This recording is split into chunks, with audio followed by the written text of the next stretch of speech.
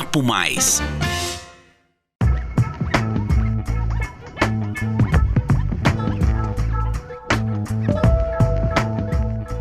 Olá, pessoal, sejam bem-vindos ao episódio número 8 do podcast Papo Mais, uma produção CISP, a Central de Informações de São Paulo. Aqui você confere tendências e reflexões sobre economia, mercado, carreira e inovação. Meu nome é Nadine e o episódio de hoje é sobre valores. Por que a escolha do consumidor vai além do financeiro? O comportamento do consumidor mudou muito ao longo do tempo.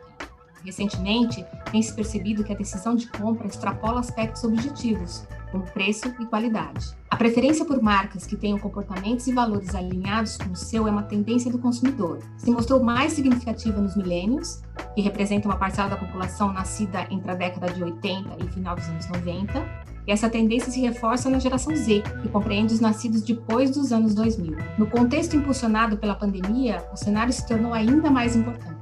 Um estudo realizado pela empresa Deloitte mostrou que, para mais de 74% dos millennials e geração Z, a pandemia aumenta a vontade de causar impacto positivo no mundo. Para discutir esse cenário e as tendências futuras de mercado e consumo, nossa convidada de hoje é Jaqueline Weigel, CEO da W Futurismo e especialista em Foresight. Oi, Jaqueline, muito obrigada por aceitar nosso convite. Olá, Ana, tudo bem? Prazer estar aqui, prazer poder colaborar com essa nova realidade do mercado de consumo. Nós que agradecemos.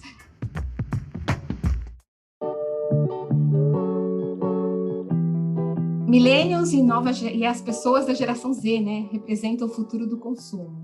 Como eles enxergam essa relação no mundo e no caso específico do Brasil?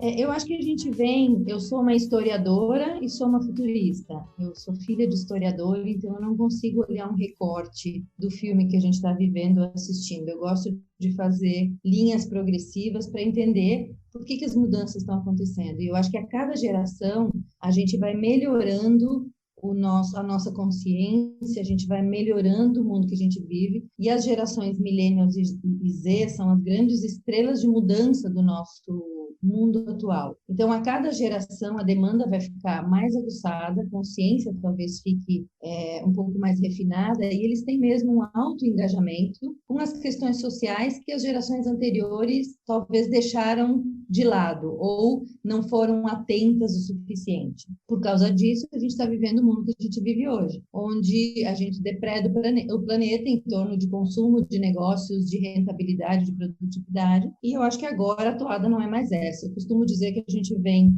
do Holoceno, que é uma era geolítica, para o Antropoceno, que é esse mundo bagunçado que o homem criou, e a gente está indo para o Ecoceno, que é um mundo em harmonia entre as espécies e com o planeta. Então, hoje, nada que deprede o planeta, machuque o planeta, não seja eticamente sustentável em todos os aspectos, vai ser aceitado por uma comunidade que está cada vez mais ativista. E eu acho que o Millennium e o Z, eles estão capitaneando essa mudança, eles são a grande força de mudança, mas essa consciência, ela atinge todo mundo. E nos desafios de sustentabilidade globais, que muito pouca gente dá bola, o consumo consciente no ano passado pulou para o terceiro desafio mais importante do planeta. O primeiro era saúde e qualidade de vida, por causa da pandemia.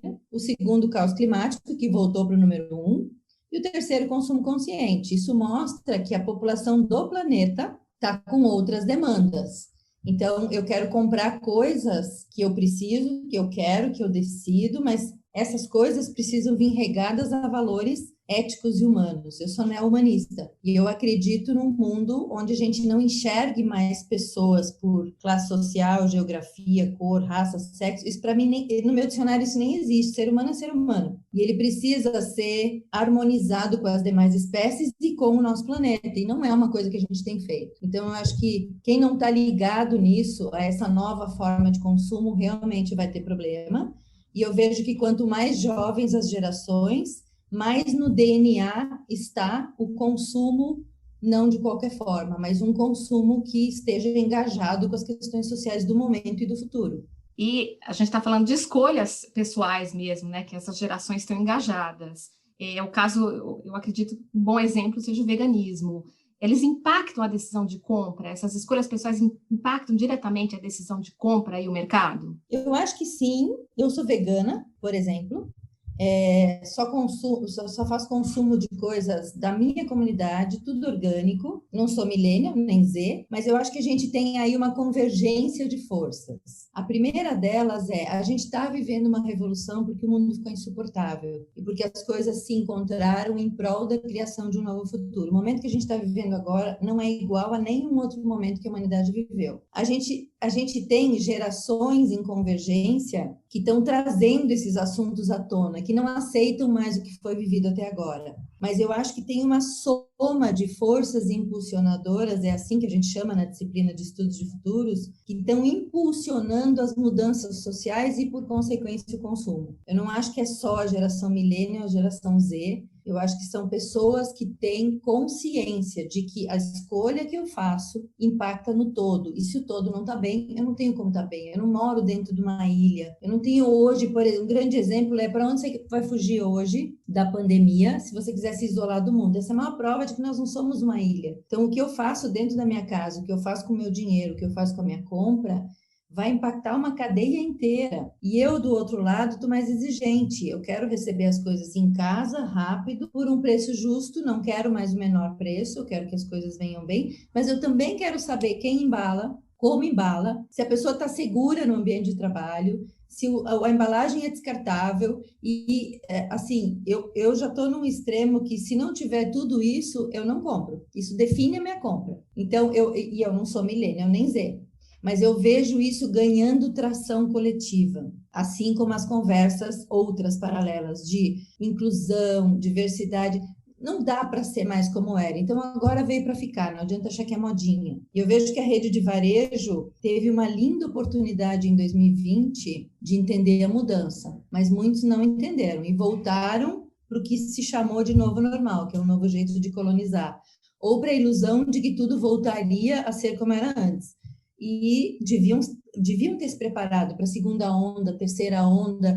Então, eu acho que a gente tem a grande diferença das gerações é que as gerações mais jovens são mais rápidas, mais flexíveis, mais abertas. E as gerações anteriores ainda ficam patinando porque elas estão um pouco cristalizadas.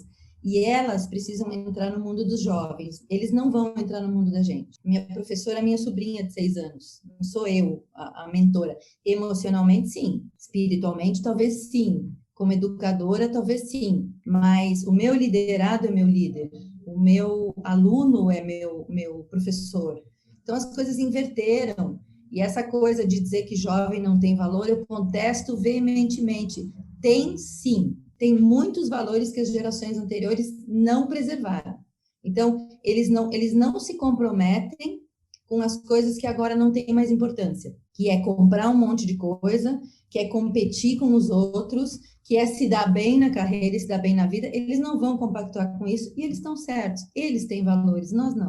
E as empresas que estão aí, elas têm que olhar para isso. Não adianta fugir dessa questão, né? Seja por conta da pandemia ou depois da pandemia. Se não olhar, vai desaparecer. Eu não tenho outro recado agora, porque a gente precisa ser mais afiado. Em 2016, eu dizia, veja, nós temos um tempo, o cálculo é mais ou menos de 7 anos. A pandemia, ela não está mudando nada, ela está acelerando a mudança, só isso. Então, o que falta para as pessoas entenderem o recado? Eu moro em São Paulo e hoje eu estou aqui na minha cidade do Rio Grande do Sul, onde eu também tenho casa, e tem uma revolução aí do comércio que não pode abrir por causa do lockdown.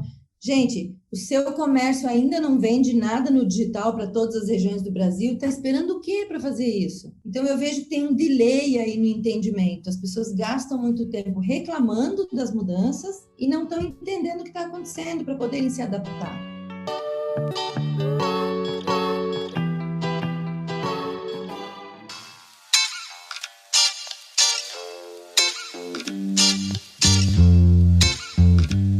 E nesse cenário que a gente está falando, quais tendências de mercado podem ser consideradas mais duradouras a longo prazo? Existe alguma, né? Ou não? Vai tudo mudar? Existe, mas se você me permitir, eu vou trazer um pequeno ensinamento para a nossa conversa de tendência não ficar solta. Primeiro, o futuro não é previsível.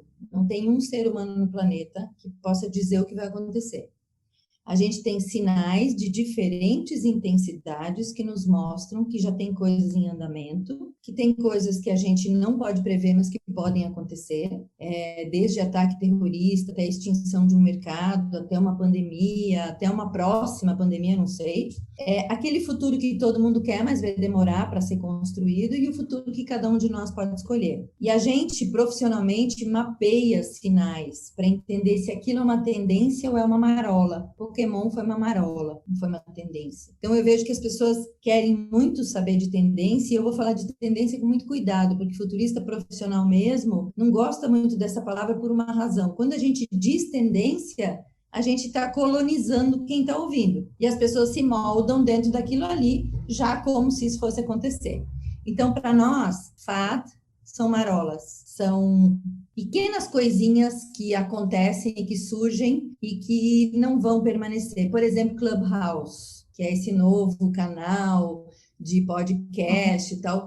Eu não acho que isso vai permanecer. Para mim, isso é uma onda desesperada de levar todo mundo para um novo canal, mas eu não acho que isso vai realmente continuar. Tendências para nós é algo que já está a caminho, já está manifestado, a gente já está vendo, já está acontecendo. É uma questão de tempo ou de tração. Homeworking, por exemplo, consumo consciente, carros autônomos. Isso para nós são tendências mesmo, são coisas que sinais fortes mostram que isso está aumentando cada vez mais. Mega tendências são coisas que vão acontecer, mas que vão demorar um pouco mais de tempo para acontecer. A educação híbrida, em casa e na escola. Talvez isso se consolide daqui a 10 anos. Essa é uma mega tendência, está começando agora, vai demorar mesmo com carros autônomos. Nós não temos ainda a estrutura para ter uma cidade inteligente, Sim. Mas vai acontecer. Está a caminho, só que vai levar mais um tempo.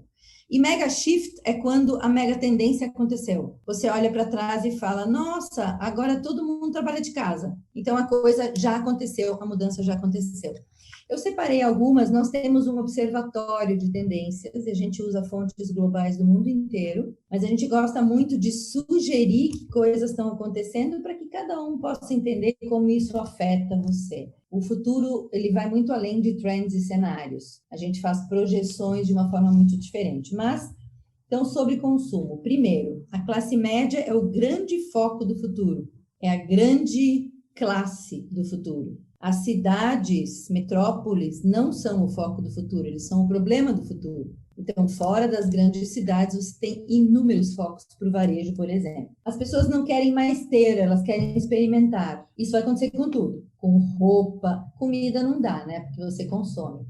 Mas objetos de casa, quero trocar minha televisão, pô, vou ficar acumulando televisão em casa. Então, eu acho que a gente tem grandes oportunidades aqui, que as pessoas querem a experiência, não mais a compra para posse. E isso está cada vez mais relevante. A escolha do consumidor, ela não é mais pautada pela qualidade, pela tradição do fornecedor, nem pelo preço. A escolha do consumo vem da observação, número 1, da reputação da marca. Número 2, de quanto a marca está engajada nas questões sociais e está servindo a sociedade. Número 3, governança, sustentabilidade. E aí o produto que ela oferece, como ele me traz experiência, como eu interajo com esse negócio e se o preço é justo, não lá embaixo nem lá em cima. Eu não quero coisas impagáveis, mas também não quero mais barato, porque eu sei que aí você não consegue produzir. Esse é o consumidor de hoje. Consumo ético. Me irrita profundamente quando eu entro numa loja e o vendedor fica me perseguindo para dizer que por mais R$20 eu posso levar 3 coisas daquela que eu só quero uma. Uhum. Não fica andando atrás de mim, me dizendo que é a promoção do dia. Eu quero comprar menos, eu quero menos coisas. E eu quero saber onde está sendo feito, qual é o material que está ali, como é que você produziu, de quem você compra, como é que essa pessoa trabalha. Então, o consumo agora faz parte da nossa ética. E muita gente vai ouvir isso e vai dizer, no fundo, o que importa é só o dinheiro. Não, não é mais. E essas são as pessoas que estão sofrendo de cegueira coletiva ainda. O dinheiro é uma energia, ele nos permite todas as coisas de consumo, mas ele não é o objetivo final. A gente está entrando numa vida super-humana depois da pandemia. O que é uma vida super-humana? Eu quero viver da melhor forma possível, que não significa luxo.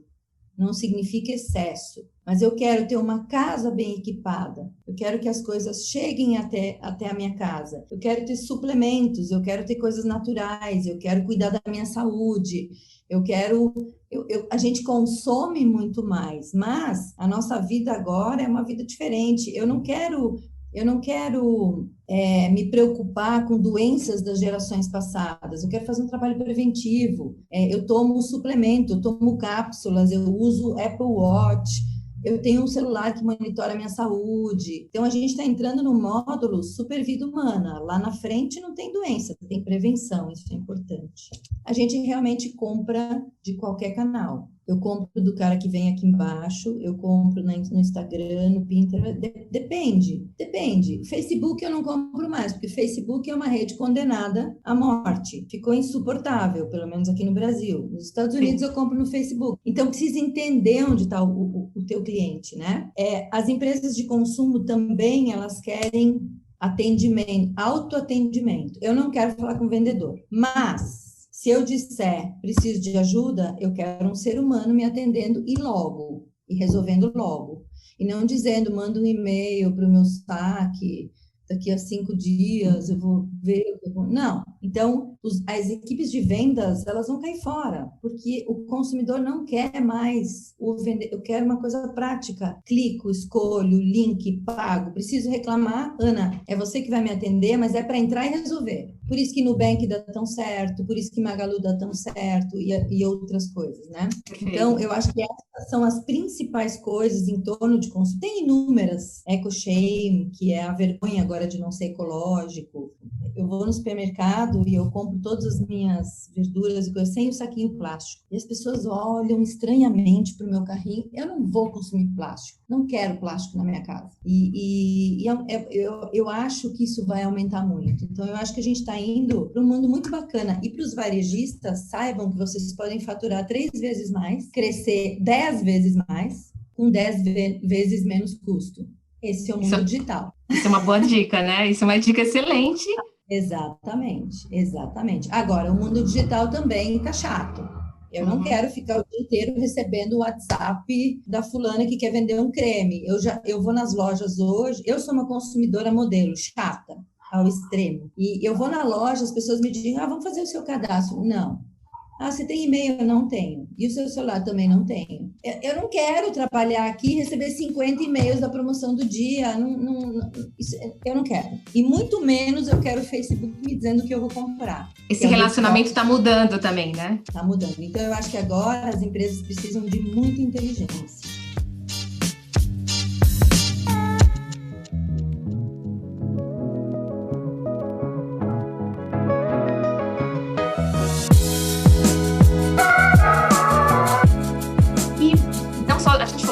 Consumo, enfim, tendência, mas assim, e o mundo do trabalho, né? Para que caminho está seguindo? A gente tem o modelo das startups que estão aí, né, sendo copiados até pelas grandes, mas qual é, né? Qual é esse ângulo produtivo? Qual é esse caminho também para o mundo do trabalho? Eu vou olhar um pouco mais para o longo prazo, mas vou voltar para agora, para a conversa não ficar devaneio, como a gente chama. As startups são um pequeno ecossistema disruptor do mundo, que estão na nossa jornada de futuro, mas eles não são o futuro, eles são o presente sendo disruptado e novos modelos entrando em pauta. E são um ecossistema muito importante, mas em relação ao mercado de trabalho, eu vou fazer uma analogia. A gente vinha nas últimas décadas dentro de um modelo industrial, igual na escola, né? Bate, você entra na sala de aula, a professora fala, bate, você vai comer, bate, você vai para casa almoçar, né? Bate o sinal da escola. Então, o modelo industrial foi criado por comando, controle, hierarquia e confinamento. E como ele era medido? Produtividade e lucro. O novo modelo, que já é digital, ele não é de comando e controle, ele é de colaboração. Ele não é de hierarquia, ele é de rede. Ele não é de confinamento, ele é de liberdade, com responsabilidade. A medida não é a produtividade, a medida é a escala, por exemplo. Então, essa é a primeira mudança que eu vejo. Com a pandemia, a gente acelerou uma coisa que ia acontecer. Eu, em 2018, falei do êxodo massivo dos profissionais do mercado corporativo. Ficar confinado 8 horas dentro de uma empresa atrofia sua capacidade profissional. Você perde noção do mundo. Você fica abduzido por aquele pequeno mundinho. E eu estudei o suficiente para ver que os profissionais que ficaram 30 anos no mesmo mundinho, confinados, saem completamente incapazes para o mercado de trabalho. Então, isso hoje o profissional não quer mais. Eu vou viajar lá para frente como eu acho que vai ser. Eu acho que o futuro do mundo e do trabalho é híbrido.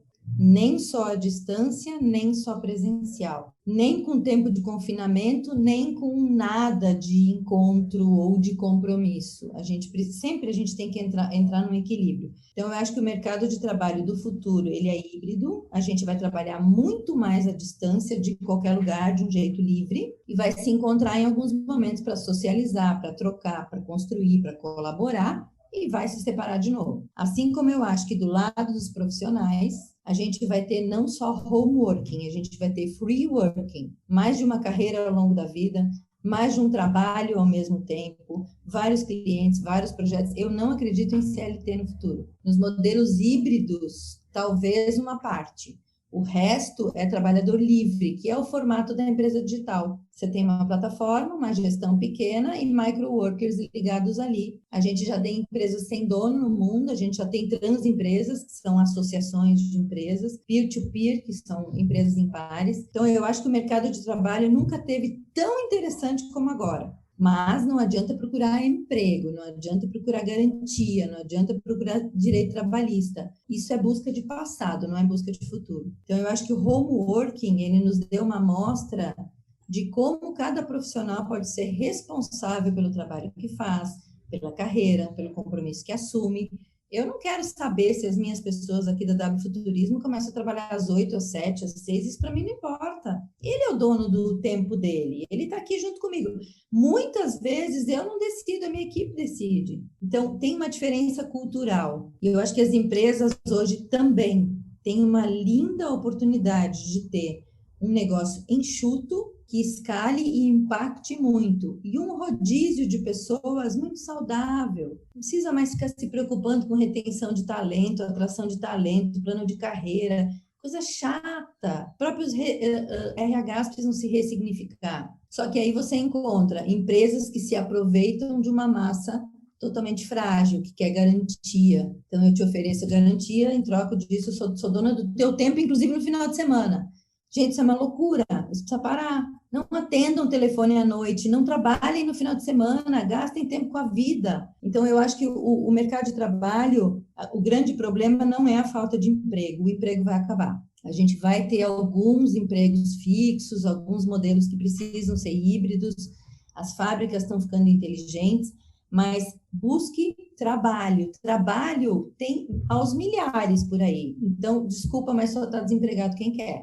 Quem não tem criatividade para criar alguma coisa e arrumar trabalho. As pessoas querem emprego, não trabalho. E as empresas querem controlar e comprar o passe do profissional. No more. O profissional inteligente não vende o passe. E ele vai embora quando ele quiser. Você vê o Brasil preparado, as empresas preparadas para esse novo modo de trabalhar, ou a tendência vai vir de fora para dentro, né? Vão ser as empresas, as grandes empresas que têm operações. Não, vou te dizer uma coisa, existem países, eu trabalho muito com a Europa, eu trabalho muito com a Suíça, por exemplo. A Suíça é zero empreendedora. As pessoas são treinadas para isso que eu acabei de falar. Eles não têm iniciativas empreendedoras, é a cultura deles, eu não estou julgando certo ou errado.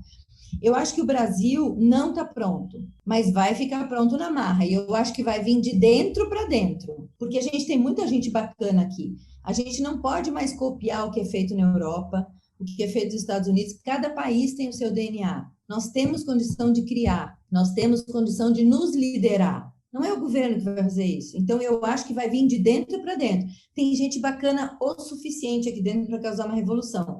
E aí você tem 3 tipos de pessoas aqui no Brasil e no mundo todo, tá? Na Finlândia tem problema, na França tem problema, em Taiwan tem problema, todos os países têm problema. Mas aqui no Brasil nós temos as pessoas que saem na frente e lideram esses movimentos e fazem logo o que tem que fazer, que se antecipam. As que estão ali no meio da bagunça, não sabem direito o que vai acontecer, mas estão indo junto com o fluxo, e aquelas que puxam para trás. as resistentes de coisas novas, que não tem outro destino a não ser afundar. Todo peso morto cai do barco, mais cedo ou mais tarde. Eu faço 20 anos de gestão de mudança estratégica. Então, resistir, puxar para trás, você está perdendo o seu tempo, está gastando o tempo dos outros e vai acabar fora do barco. Porque o barco vai andar para algum lugar com ou sem você. Então, a gente tem o livre-arbítrio para poder escolher o que a gente quer fazer. Mas eu acho que aqui no Brasil a gente tem reclamão demais. Se as pessoas gastassem essa energia que elas gastam reclamando, reclamar do status quo não muda nada. Só enche o ouvido de quem está ouvindo e gasta sua energia de vida. Então, fala menos e vai lá e muda o que você acha que precisa ser mudado, né? Nós somos empreendedores, mas não inovadores, e nós ainda não entendemos que o Brasil é nosso, os protagonistas são os brasileiros, não são os americanos. Eu me irrito um pouco, inclusive, com essa inovação enlatada que a gente copiou dos Estados Unidos e a gente é piada mundo afora. O brasileiro que fica imitando o Vale do Silício, que só tem aquele modelinho ali para copiar. Gente, por favor, o brasileiro é muito capaz. A gente só ainda não entendeu que a gente é tão capaz assim. Então, vamos à obra.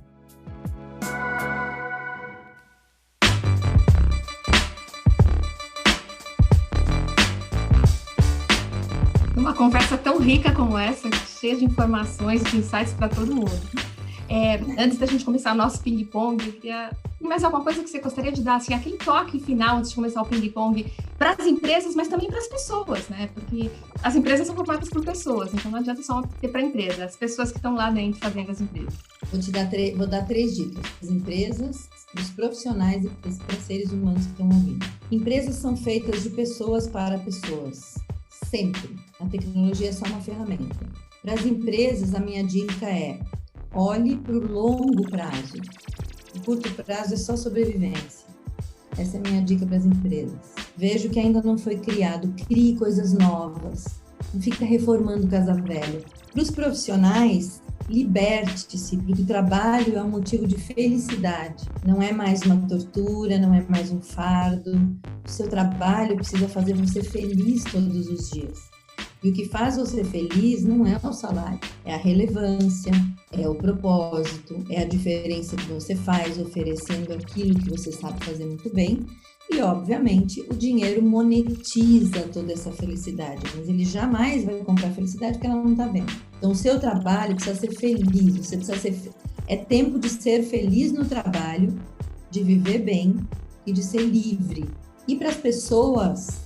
Não transforme o trabalho na sua vida, não faça com que a sua biografia seja apenas os postos de trabalho que você ocupou, o dinheiro que você ganhou, os bens que você tem no banco.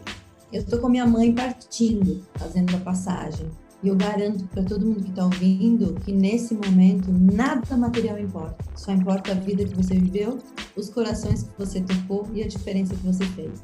Então, não se distraia. Para encerrar esse papo maravilhoso, né, do episódio de hoje, seguimos com a nossa sessão de ping-pong. Jaqueline, de forma sucinta e direta, qual a sua opinião sobre home office e consumo? Home office veio para ficar, não é negociável. Consumo cada vez mais criativo. Consumo multimeios. Realidade, não tendência. Já é uma realidade. Geração Z no mercado de trabalho. São nossos grandes mestres e vão nos ensinar o lugar do trabalho na vida das pessoas. Obrigada, Jaqueline. Nossa participação fantástica. Agradeço muito sua atenção. De nada, gente. Foi um prazer enorme. E, por fim, eu queria só dizer, não tenham medo do futuro. Acreditem no futuro, que a única coisa que vai fazer a gente sair desse momento tão difícil de mundo é ter esperança de que um dia tudo isso tenha valido por uma coisa muito grandiosa e muito melhor. Obrigada, excelente. Encerramos assim mais um episódio do podcast Papo Mais. Se você curtiu, inscreva-se no nosso canal ou siga o nosso perfil no Spotify para acompanhar os próximos episódios. Você também está convidado a enviar sugestões, dúvidas e perguntas para o e-mail relacionamento@cisp.com.br. Agradecemos sua atenção e companhia. Até a próxima.